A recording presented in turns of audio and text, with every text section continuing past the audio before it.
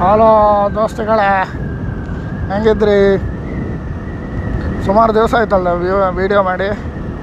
ಎಂತ ಮಾಡಿದೆ, ಕೆಲಸ ಅಂದರೆ ಕೆಲಸ, ಮತ್ತೆಂತ ಇಲ್ಲ. ಸುಮಾರು ದಿವಸ ಆಯ್ತಲ್ಲ ವೀಡಿಯೋ ಮಾಡಿ. ಇವತ್ತೊಂದು ತಗ್ಗರ್ಸಿ ಹಾಕಿತ್ತು, ಒಂದು ಸ್ವಲ್ಪ ಹಳೆ ಕಾಯಿ ಎಲ್ಲ ಇದ್ದಿತ್ತು, ತಗೊಂಡು ಒಂದು ತಗ್ಗರ್ಸಿ ಫ್ಯಾಕ್ಟ್ರಿಗೆ ಹಾಕುವ ಅಂದೇಳಿ ಹೋಗ್ತಾ ಇದ್ದೆ. ವಿಷಯ ಅಂತ ಅಂದರೆ, ನಮ್ಮ ಅಪ್ಪ ಮತ್ತು ಅಮ್ಮ ಸುಬ್ರಹ್ಮಣ್ಯ ಧರ್ಮಸ್ಥಳ ಹೊರಟ್ಯಾರ. ಅದು ನಾನು ಹೋಗೋದಾಯ್ತು. ಬಟ್ ಗೌಲ್ ಬಿಡ್ಕೊಂಡಿರೋ ನಂಗೆ ಗೊತ್ತಿಲ್ಲದೆ ಗೌಲ್ ತಿಂದ. ನಮಗೆಲ್ಲ ನೆನಪಿರೋದಿಲ್ಲ ಈ ಗೌಲಿಂದೆಲ್ಲ, ಗೊತ್ತಿಲ್ಲದೆ ಗೌಲ್ ತಿನ್ನ ಯಾಕೆ ಅದೆಲ್ಲ ಕೈದಾಯ್ತು ನಾವು ಹಾಕೋದು. ಈಗ ನಾನು ಮನೆಗೆ ಒಬ್ಬನೇ, ಅಪ್ಪ ಅಮ್ಮ ಹೋತಾರಂಬ್ರೆ. ಎಂಥ ವಿಷಯ ಅಂತ ಇಲ್ಲ ಹೆಚ್ಚಿದ ವಿಶೇಷ ಅಂದರೆ, ಈಗ ಕೊಲ್ಲೂರು ಜಾತ್ರೆ ಬರ್ತಾಯಿದೆ 25ನೇ ತಾರೀಕಿಗೆ. ಗರ್ನ ಕಟ್ಟೋದು ಅಂದರೆ ತೇರಿಗೆ ಅಂದರೆ ತೇರು ಕಟ್ಟೋ ಶುರು ಮಾಡ್ತಾರೆ. ಇನ್ನೊಂದು ದೇವರ ಎದುರಿಗೆ ಒಂದು ಬಾವುಟ ಹಾರಿಸ್ತಾರೆ, ಸಿಂಹ ಚಿತ್ರ ಇರುವಂಥದ್ದು. ಅದಕ್ಕೆ ಗರ್ನ ಕಟ್ಟೋದು ಅಂತಾರಪ್ಪ.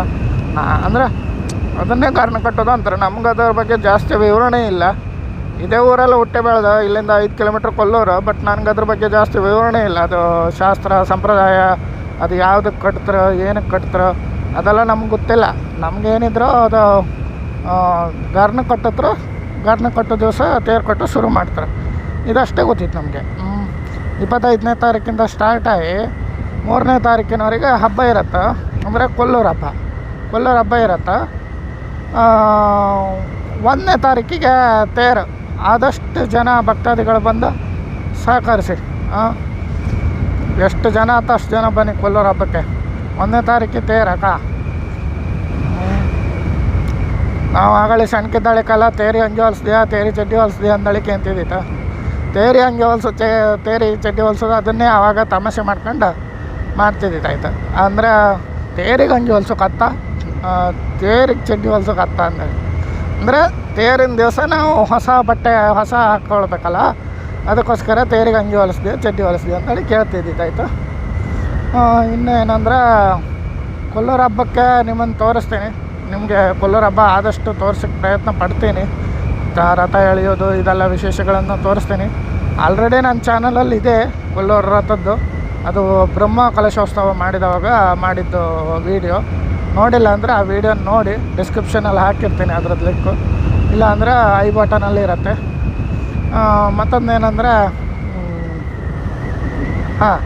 ನಿಮಗೆ ಯಾವಾಗಾದರೂ ಏನು ಗೊತ್ತಾ ಇವರೇ, ಸಬ್ಸ್ಕ್ರೈಬ್ ಮಾಡಿ.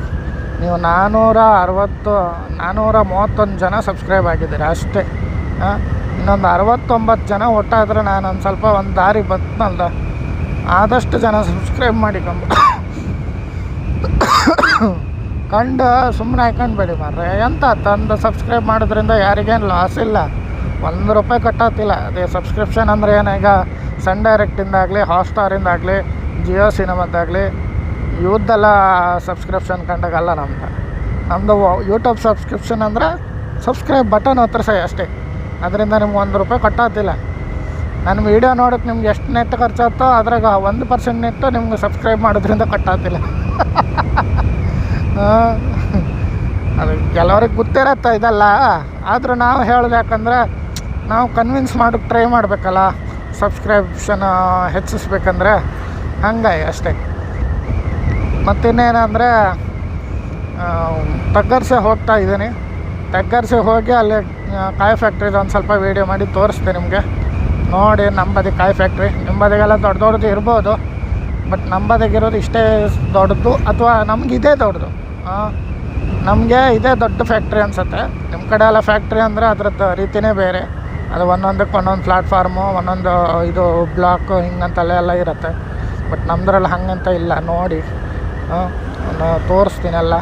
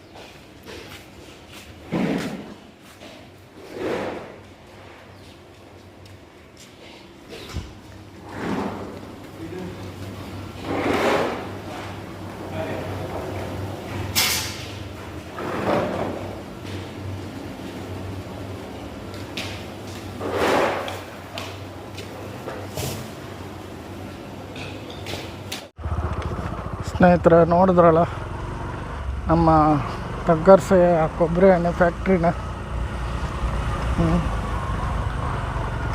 ಏನಂದರೆ ಇಲ್ಲಿ ನಮಗೆ ಸ್ವಲ್ಪ ಕಾಯಿ ಒಟ್ಟಾಗತ್ತಾ, ಹಳೆ ಕಾಯಿ, ಕೆಲವೊಂದು ಬಿಸಾಕುವಂಥ ಕಾಯಿಗಳನ್ನೆಲ್ಲ ಎತ್ಕೊಂಬರೋದು, ಅದರದ್ದು ಸಿಪ್ಪೆ ತೆಗೆದು ಒಣಗಿಸಿ ತಗ್ಗರ್ಸಕ್ಕೆ ಕೊಡೋದು. ಇದೇ ಇಷ್ಟ. ಇದರಲ್ಲೇ ಏನಾದ್ರು ಹೊಟ್ಟೆಪಾಡು ಮಾಡ್ಕೊಂಡು ಏನು ಹೆಚ್ಚಿರಲಿಲ್ಲ. ಒಂದು 300-400 ರೂಪಾಯಿ. 300-400 ರೂಪಾಯಿ ಅಂದರೆ 100 ರೂಪಾಯಲ್ಲಿ ಪೆಟ್ರೋಲಿಗೆ ಬೇಕು.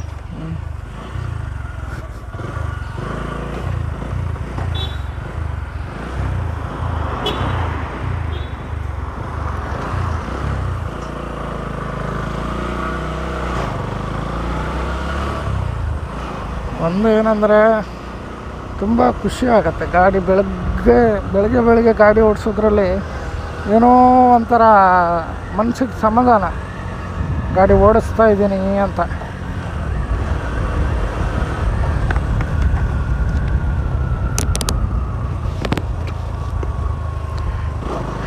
ಬಿಸಿಲೂರೇ ಗಾಡಿ ಓಡ್ಸೋಕೆ ಆತಲ್ಲ ಮಾರ್ರೆ.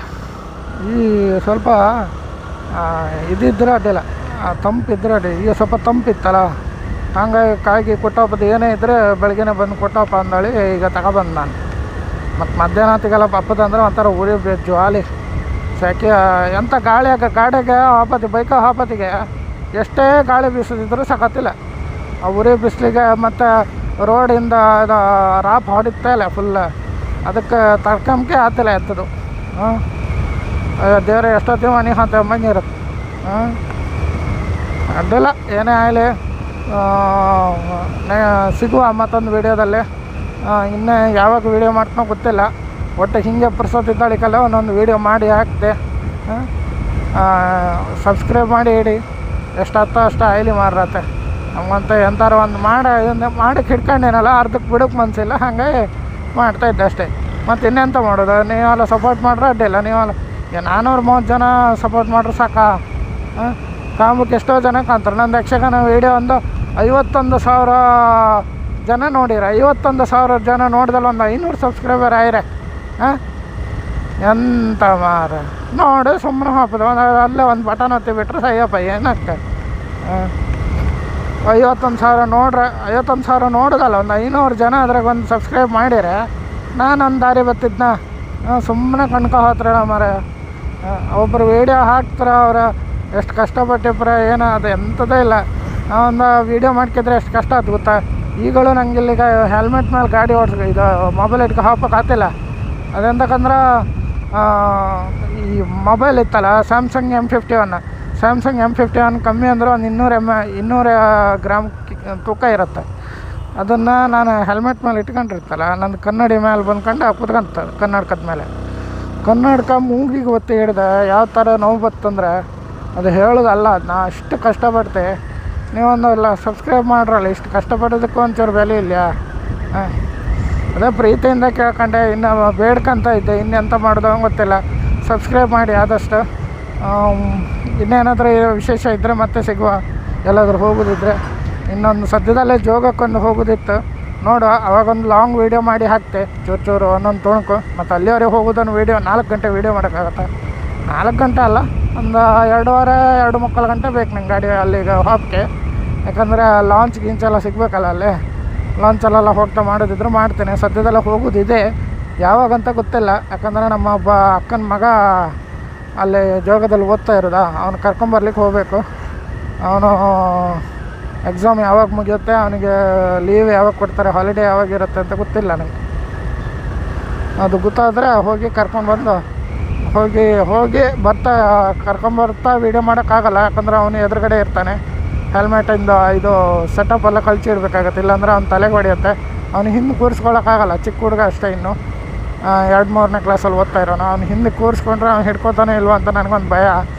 ಅವ್ನು ಮುಂದೆ ಕೂರಿಸ್ಕೊಂಡ್ರೆ ಆ್ಯಕ್ಚುಲಿ ಅವ್ನಿಗೆ ಮುಂದೆ ಕೂತ್ಕೊಳ್ಳೋಕ್ಕೆ ಇಷ್ಟ. ಹಾಗಾಗಿ ಅವ್ನ ತಲೆಗೆ ಅದು ಹೆಲ್ಮೆಟಿನ ಸೆಟಪ್ ಎಲ್ಲ ಹೊಡಿತಾ ಇರುತ್ತೆ ಗಾಡಿ ಓಡಿಸ್ಬೇಕಾರೆ. ಸೊ ಅದಕ್ಕೆ ಅದನ್ನೆಲ್ಲ ಕಳಿಸಿಡ್ತೀನಿ. ಮುಂದೆ ಬೇಕಾದರೆ ವೀಡಿಯೋ ಮಾಡ್ತೀನಿ. ಎಷ್ಟು ವೀಡಿಯೋ ಏನೋ ಒಂದು ಸ್ವಲ್ಪ ಲಾಂಗ್ ವೀಡಿಯೋ ಆಗ್ಬೋದು, ನೋಡಿ ಇಷ್ಟಪಡಿ, ಲೈಕ್ ಮಾಡಿ, ಶೇರ್ ಮಾಡಿ. ಕಮೆಂಟ್ ಮಾಡಿ and have A nice day.